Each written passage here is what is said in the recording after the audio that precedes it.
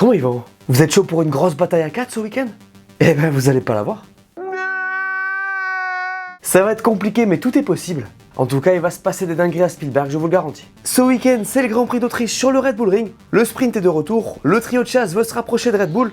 Perez voit son avenir s'assombrir, Alpine est en partie racheté. Bref, il y a pas mal de points chauds à aborder avant ce week-end. Et vous devez tout savoir. Allez, on en parle. Pour ne rien rater de ce qui arrive sur la chaîne, abonne-toi, mets-moi ton plus gros pouce bleu pour la force et le référencement. Et profite de la vidéo.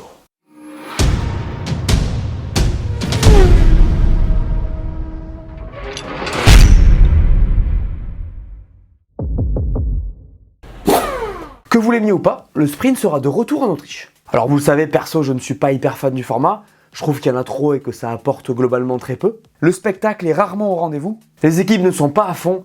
Bref, l'impact est léger et ça me déplaît un peu. Après, si on veut y voir un peu de positif, ça change et ça rend les vendredis un peu plus animés. Du coup, petit rappel du format, même si on parle du programme en fin de vidéo. Vendredi, dans un premier temps, les équipes feront une séance de test, puis auront lieu les qualifications. Donc celle de la course de dimanche. Samedi matin, on aura le sprint shootout, qui correspond au qualif de la course sprint. C'est un format plus court avec une Q1 de 12 minutes, une Q2 de 10 et une Q3 de 8 minutes. Les équipes doivent aussi rouler en médium en Q1 et Q2 et soft en Q3. C'est bon à savoir aussi. L'après-midi aura lieu le sprint, qui est donc une course d'un tiers de GP normal, sans arrêt au stand obligatoire. À savoir que le choix du pneu est libre pour les équipes. En vrai, j'espère que ça va mieux fonctionner qu'à Bakou parce que là-bas, c'était vraiment pas fou, faut le dire. Le seul point positif de ce week-end, c'est qu'on y avait vu une double pole de Charles et le fameux incident Russell-Verstappen.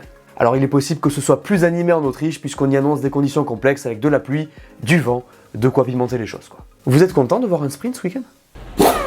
Il y a Red Bull et les autres, on le sait, mais Montréal nous a montré un petit rapprochement des performances. Alors personnellement, je pense que les Bleus sont toujours devant, et comme Max, que c'est les conditions et le circuit qui ont fait qu'ils ont fini plus proches que d'habitude, mais il est vrai que le prospect de ce Grand Prix d'Autriche est pas mal. Disons qu'il est ok au sein de cette saison 2023 de F1. Tu veux dire quoi quand tu dis que le prospect est pas mal? Je m'explique. Le fait de voir Aston et Marco proches de Red Bull à Montréal est encourageant quand on sait les choses suivantes. Aston Martin est arrivé avec une upgrade qui a bien fonctionné et dont l'impact devrait être encore plus grand sur d'autres circuits. Mercedes a plutôt très bien marché sur un circuit où ça ne devait pas être le cas. À la conf de presse de Lewis à laquelle j'ai assisté le jeudi avant le GP, il n'a cessé de dire que ses ingénieurs étaient pessimistes sur les perfs. Et enfin, Ferrari a montré de très bonnes choses le dimanche, notamment des perfs en hausse et une stratégie parfaite. Vu comme ça, il y a de quoi avoir hâte à ce Grand Prix. Alors encore une fois, personnellement, je m'attends à voir un Max Verstappen dominant ce week-end à domicile. À la régulière, j'ai du mal à voir autre chose que lui sur la plus haute marche du podium, mais on pourrait avoir une surprise. Max a déclaré qu'il voyait Ferrari le challenger à Spielberg. Les conditions vont encore une fois être complexes. Si on combine ça aux deux autres équipes dont la forme est très bonne, tout est possible. Il y aura un point d'interrogation aussi sur la perte de Perez, mais je m'attends pas à des miracles de son côté non plus. On en parle dans la partie suivante. Pour revenir un peu sur Aston Martin, il y a un truc que je trouve un peu étonnant pour ne pas dire impressionnant, c'est qu'ils déclarent ne pas comprendre cette voiture. En fait, ils expliquent que la fenêtre d'exploitation aéro est faible et qu'ils passent leur temps à faire des compromis au niveau des réglages. Vu la perf qu'ils ont, je trouve ça fou. Dans leur cas, le challenge du coup, c'est d'arriver à être bien sur plus de circuits en optimisant les réglages de manière personnalisée selon les tracés. Et quand tu connais leur perf avec Fernando, quand tu sais ça, ça fait peur. En tout cas, je suis pressé de voir ce qu'ils vont donner en Autriche. Côté Mercedes, on affiche un degré de confiance assez intéressant avant ce week-end. Regardez ce qu'a dit Toto Wolff. C'est un tour court à Spielberg et il a l'air simple sur le papier. Plusieurs longues lignes droites interrompues par une série de virages lents, à vitesse moyenne et rapide. Par contre, c'est un vrai défi pour tout mettre en place et bien faire. Nous viserons à tirer parti de la dynamique que nous avons eue au cours des 2 dernières courses et à poursuivre notre trajectoire positive avec la voiture. C'est un tracé où la W14 devrait mieux performer qu'au Canada, mais nous ne prenons rien pour acquis. En fait, on est content de ce que donnent les évolutions et on est serein avant ce Grand Prix du Canada. Tant mieux. Il y en a qui sont pas très sereins mais qui ont peut-être un coup à jouer. C'est Ferrari. Et oui, parce qu'à Montréal, les Ferrari ont impressionné, non pas par leur qualif, mais par leur rythme. Je vous rappelle qu'ils ont facilement gardé Perez à distance tout en restant proche du trio de tête, en partant 10 et 11. Regardez ce qu'a dit Helmut Marko. Il faut le dire, heureusement que Ferrari a dû partir si loin, car ils étaient les plus rapides sur les 2 composantes. Alors il est possible et même probable que les conditions aient joué en leur faveur. Pas facile de mettre les pneus en température à Montréal, et on sait que cette Ferrari peut le faire très vite. Les choses seront différentes en Autriche à ce niveau-là, mais quand on sait ce qu'ils y ont délivré l'an dernier en termes de perf, on peut avoir hâte de les voir à l'œuvre.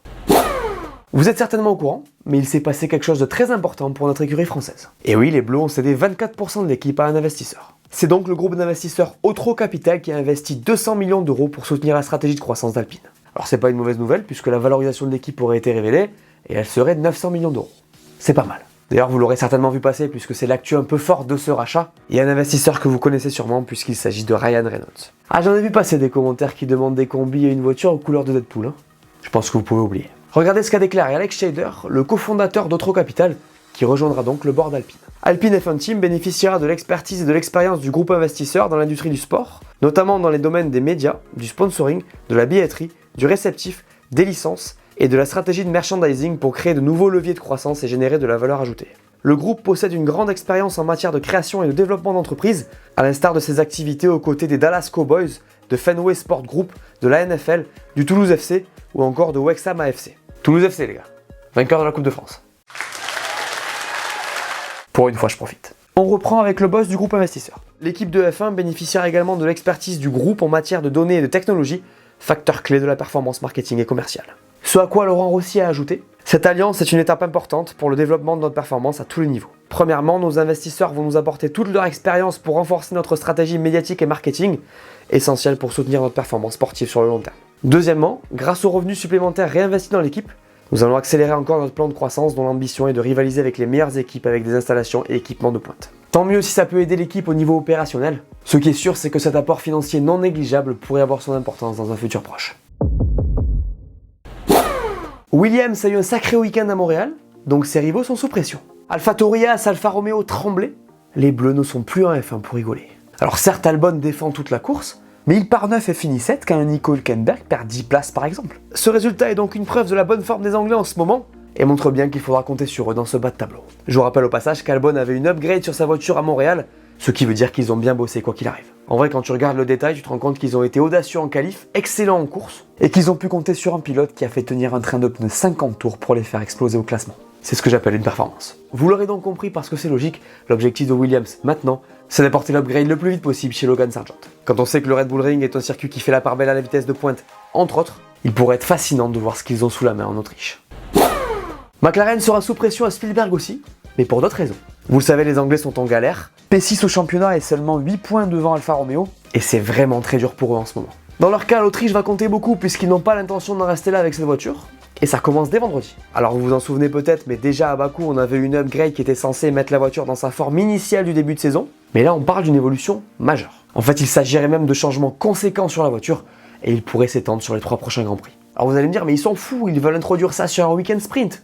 Il n'y a qu'une seule séance d'essai. Je suis d'accord avec vous, mais ils l'ont fait à Bakou et apparemment ça a suffi. En tout cas, j'espère pour eux que ça marchera parce qu'ils n'ont pas marqué de points depuis Monaco et ça commence à faire tâche.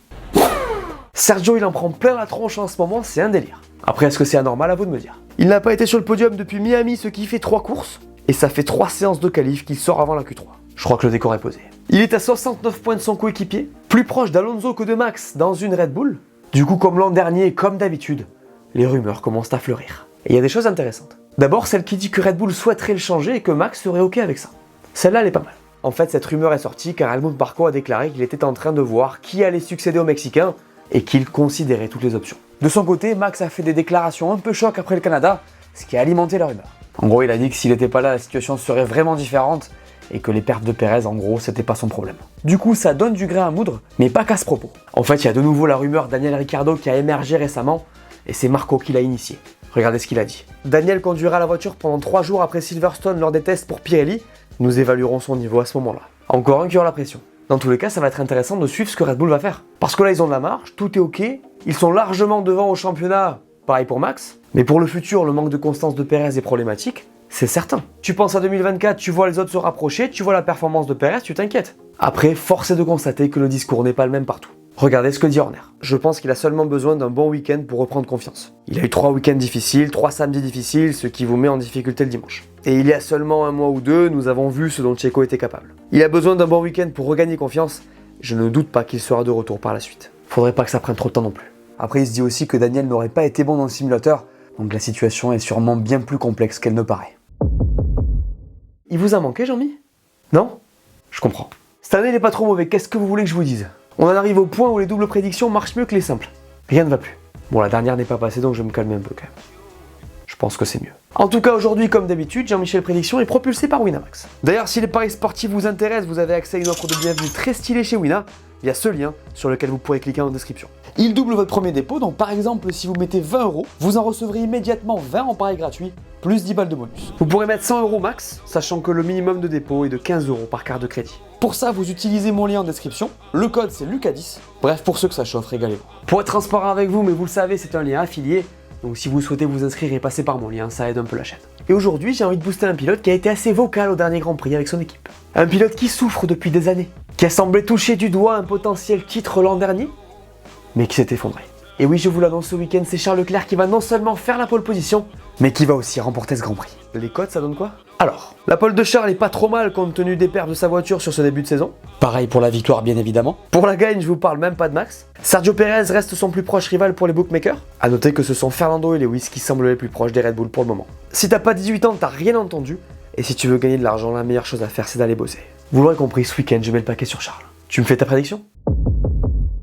Alors, ce Red Bull Ring, joyau de la fabuleuse région de Styrie en Autriche. Construit en 95 pour succéder à l'Österreichring, qui avait lui-même succédé au tracé construit sur l'aérodrome de Zeltweg, il est rapide, iconique et magnifique si vous voulez mon avis. Il monte, descend, propose des courbes. C'est un vrai toboggan et un vrai régal pour les fans qui adoreront son côté presque pittoresque. On fait un tour ou quoi? Allez, c'est parti dans la ligne droite des stands de ce circuit de Spielberg. Ici, c'est à fond dans la première zone DRS, jusqu'à l'iconique virage 1 qui est en montée et presque à l'aveugle, un des plus incroyables de la saison à mon sens. En sortie, c'est le plus tôt possible sur les gaz en évitant de trop en mettre pour ne pas trop monter sur le vibreur. Là, c'est pleine balle avec le DRS jusqu'au numéro 3 qui sera le virage où on devrait voir le plus de dépassement. Ça freine fort et il faudra avoir de la motricité en sortie de virage pour être le mieux placé dans la ligne droite qui suit, puisque les pilotes vont à nouveau avoir le DRS et pourront donc dépasser au virage suivant, où les plus audacieux tenteront leur chance par l'extérieur, à leurs risques et périls. À la réaccélération, on monte sur le vibreur sans mettre la roue dans le bac à gravier et on plonge dans la courbe du 6 en tombant de vitesse. Avant la fin du virage, on remet les gaz, puis arrive une nouvelle courbe à gauche qui enchaîne sur un virage à droite, après lequel ce sera à fond jusqu'à l'avant-dernier virage où on tombera encore 2 vitesses. Là, ça va très vite. Ce sera la même chose pour le dernier virage de ce circuit, et c'est la fin de ce tour. Vous aimez ce tracé? Le programme du Grand Prix d'Autriche 2023. Soyez attentifs, c'est un week-end sprint. Vendredi à 13h30, ce sera les FP1 et à 17h les qualifs. Samedi à midi, ce sera le sprint shootout et à 16h le sprint. Et dimanche à 15h, le Grand Prix. Je serai aussi sur le circuit ce week-end, donc comme d'hab, si vous me croisez, passez dire bonjour. D'ailleurs les gars, je ferai le max pour sortir le débrief le plus tôt possible lundi. Mais bon, mon avion décolle à 7h de Vienne, donc ça pourrait être chaud, mais normalement il n'y aura pas de souci, la vidéo sortira lundi. Merci pour votre compréhension. On se voit pour le débrief? Voilà, merci à tous de m'avoir écouté, j'espère que cette vidéo vous a plu, laissez-moi un pouce bleu, dites-moi en commentaire ce que vous pensez qui va se passer ce week-end. N'oubliez pas d'aller voir mes dernières vidéos que vous n'aurez pas vues, dites-moi tout, et on s'abonne. Allez, ciao!